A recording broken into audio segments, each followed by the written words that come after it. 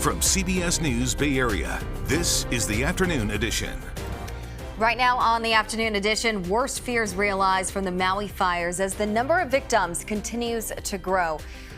Good afternoon. I'm Amanda Starrentino. And I'm Ryan Yamamoto, where we start in Hawaii, where the death toll on Maui now stands at 111 after those devastating fires ripped through the island. And as of right now, only a handful of those victims have been positively identified. And it was an emotional return home for survivors after last week's deadly fires destroying the historic town of Lahaina.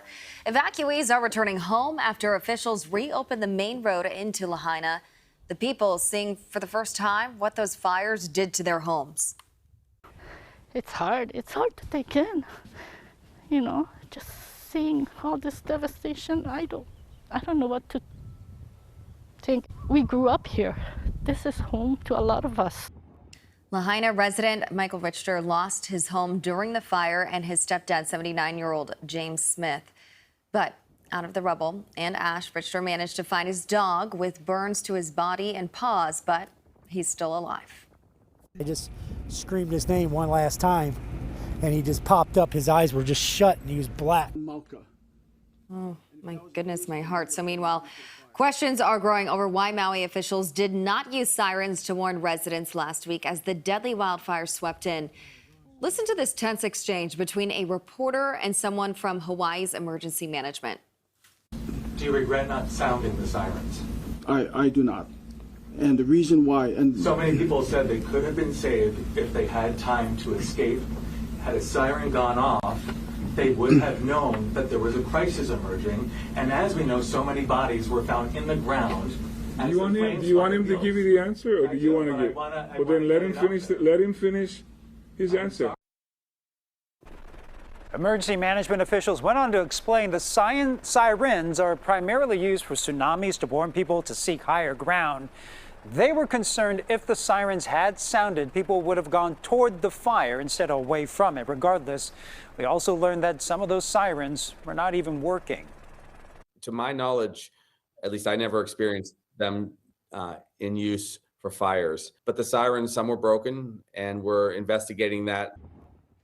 As of yesterday afternoon, 38% of the burn zone had been searched. President Biden now expected to visit the devastated communities and meet with first responders in Maui on Monday. Back here in the Bay Area, they continue to mobilize to send help to Hawaii. Our Sean Chitna shows us the efforts today in San Francisco's North Beach neighborhood. We've seen a steady flow of donations coming in all morning here, and that is keeping the International Longshore and Warehouse Union workers busy. They're happy to do it. Take a look at this shipping container that they are going to be sending to Hawaii. It's already about 80% full, so now the focus is on the priority items that they need for the people on Maui. That's because it's going to probably take about a week once it's all ready to actually get over there, so they need to think long term. The items that they are focused on right now: tarps, baby supplies, shovels, hygiene products, as well as animal crates and pet food. Now, while we were here this morning, we met a woman who is visiting San Francisco from Florida. She saw the collection of donations happening over here, felt compelled to come over and give money herself. Compassion, just people, just awful what happened to them over there. It's a heartache. It's a heartache for everybody. A lot of us have a personal connection to Maui or the Hawaiian Islands in general. We have a lot of family, or we also have a local in Hawaii, local 142 and 140, and it's very important that we get them these goods and try to support and help them any way we can. So you still have time to donate. They will be here until 8 p.m. and then again tomorrow from 6 a.m. to 8 p.m. They're located at the intersection of North Point and Mason here in San Francisco. You can also give cash donations on site, or you can go to the union's website. The credit union is also collecting cash donations that way. And we also want to emphasize that while this is very much happening here in this city, it really does represent the entire Bay Area community, as they've coordinated with people in the North Bay and the South Bay and other places to make sure that everyone is represented in this shipping container before it makes its way to Hawaii. All right, thanks, Sean. If you want to be a part of the Help for Maui, we have everything that you need to know. Just go to our website at kpix.com. We are taking a live look across the Bay Area this afternoon. Today, there is an increased heat risk for people inland. Here's Jessica with what to expect. It's still a little muggy along our coastline and even into our inland areas today as low pressure is parked just offshore. That's the leftovers from Tropical Storm Eugene that's still wringing out just a little bit of moisture over California.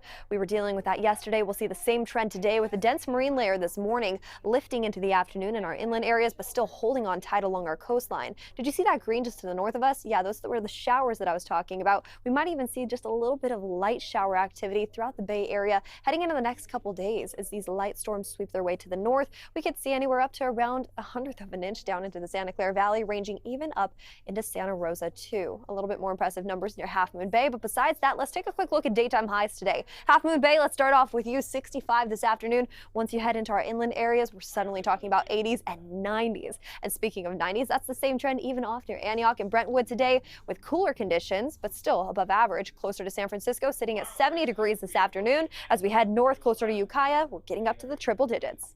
All right, thanks, Jess. Other top stories we're following: a San Jose police officers in critical but stable condition after being shot while responding to a domestic violence call yesterday. That suspect accused of shooting a police officer in San Jose has been identified. Police say 44-year-old Gabriel Carreras ambushed officers yesterday as they responded to a domestic violence call. He remains in custody. And people moved by the death of a little girl in San Francisco have been bringing flowers and candles to honor her life. That 4-year-old girl died on Tuesday.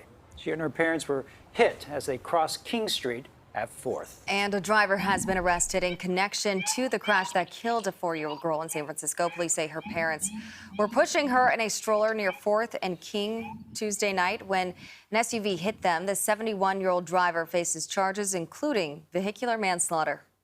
And in Morgan Hill, fire crews continue to mop up a wildfire along Highway 101. This broke out along the northbound lanes at Coyote Creek Golf Drive yesterday evening. That fire has now burned 72 acres and is 75% contained.